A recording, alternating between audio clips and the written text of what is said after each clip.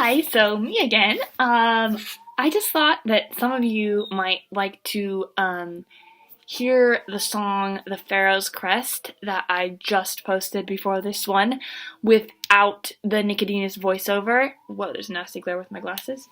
I thought that you guys might like to hear the song, how it sounds without the voiceover, so I'm just going to post a track here for you to listen to if you would like to without the voiceover. So I hope that you enjoy it.